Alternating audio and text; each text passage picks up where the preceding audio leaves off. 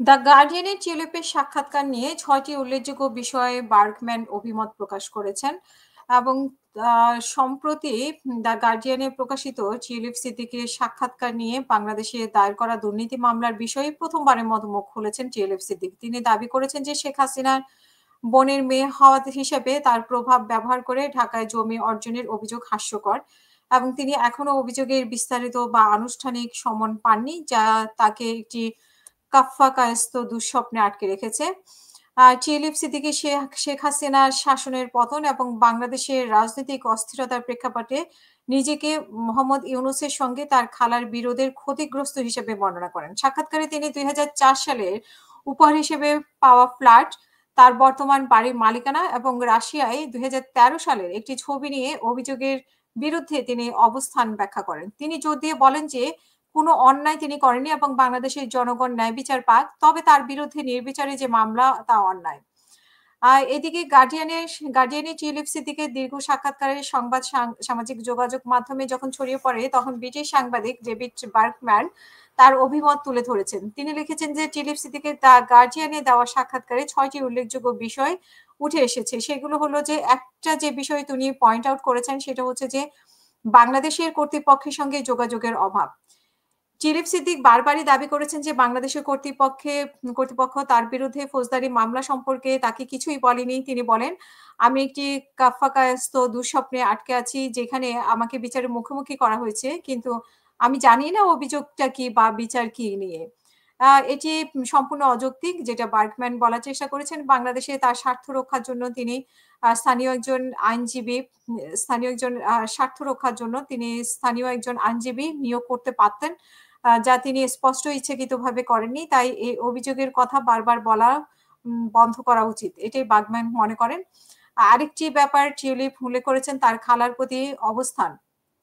মানে বার্গম্যান এটাও ব্যাখ্যা দিয়েছেন যে টিউলিপ বলেন যে, "আমি আমার খালাকে রক্ষা করতে এখানে নেই। আমি জানি তার সরকারের সমাপ্তি নিয়ে তদন্ত চলছে। আমি আশা করি যে বাংলাদেশের মানুষ তাদের কাঙ্ক্ষিত ন্যায় বিচার পাবে।"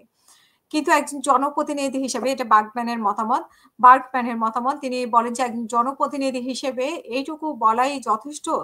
আ টিউলিপ সিদ্দিক কি নিশ্চয়ই জানেন জাতিসংঘের তদন্ত প্রতিবেদনে ২০২৪ সালে জুলাই আগস্টে শত, শত নিরস্ত্র প্রতিবাদকারী এবং যারা দেখতে এসেছেন মানে তাদেরকে হত্যা করা হয়েছে। এই হত্যার জন্য তার খালাকে নিরাপত্তা বাহিনীকে গুলি চালানোর নির্দেশ দেওয়ার জন্য দায়ী করা হয়েছে। এটার প্রমাণ পাওয়া গেছে জাতিসংঘের তদন্ত প্রতিবেদনে। সুতরাং এটা কি উনি দায় এড়াতে পারেন কিনা এই তদন্ত প্রতিবেদন সম্পর্কে, এটাই বার্গম্যান প্রশ্ন করেছেন টিউলিপকে। এবং ফ্ল্যাট উপহারের ব্যাপারে অজ্ঞতার দাবি যে করেছেন টিউলিপ, সেটা নিয়েও তিনি সমালোচনা করেছেন। যেটা বলা হয়েছে, টিউলিপ বলেছেন যে ২০০৪ সালে তিনি যখন ২০ এর কাছাকাছি বয়স ছিলেন, তখন তাকে একটি ফ্ল্যাট উপহার দেওয়া হয়েছিল যা সম্পর্কে তিনি জানতেন না। এখন তিনি তার বয়স্ক পিতামাতার স্মৃতির উপর দোষ চাপাচ্ছেন। আ বার্গম্যানের মতে এটাও বিশ্বাসযোগ্য নয়। বিশেষ করে তার বোনকেও কয়েক বছর পর একটি ফ্ল্যাট উপহার দেওয়া হয়েছিল বলে জানা যায়।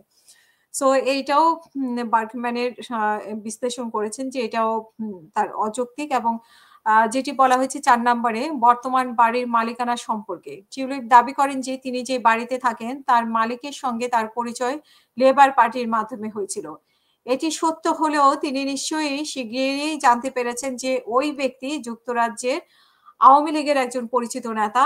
এই বিষয়টি তিনি উল্লেখ করতে ভুলে গেছেন বলে মনে হয়। মানে বার্গম্যান এভাবে বিশ্লেষণ করেছেন, টিউলিপ যেটা দাবি করেছেন যে গার্ডিয়ান পত্রিকায় যে এই বাড়ির মালিকানা যে এই বাড়ির মালিকের সঙ্গে তার পরিচয় লেবার পার্টির মাধ্যমে। কিন্তু এখন এটাকে বিশ্বাস করতে পারেননি বার্গম্যান। কারণ তিনি বলছেন যে, যে সাক্ষাৎকারে বলা হয়েছে যে তিনি নিশ্চয়ই শিগগিরই জানতে পেরেছেন যে ওই ব্যক্তি যুক্তরাজ্যে আওয়ামী লীগের একজন পরিচিত নেতা।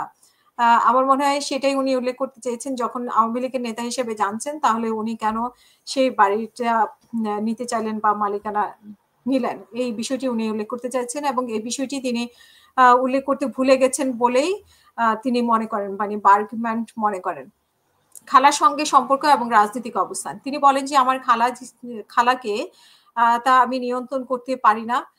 মানে আমার খালাকে আমি নিয়ন্ত্রণ করতে পারি না, এটি সত্য। কিন্তু তিনি তার খালার রাজনৈতিক দলের সঙ্গে যুক্তরাজ্যে কি ধরনের সম্পর্ক রাখবেন এবং তার খালার ক্রমবর্ধমান কর্তৃত্ববাদী শাসনের প্রতি কিভাবে সাড়া দেবেন তা নিয়ে নিয়ন্ত্রণ করতে পারতেন।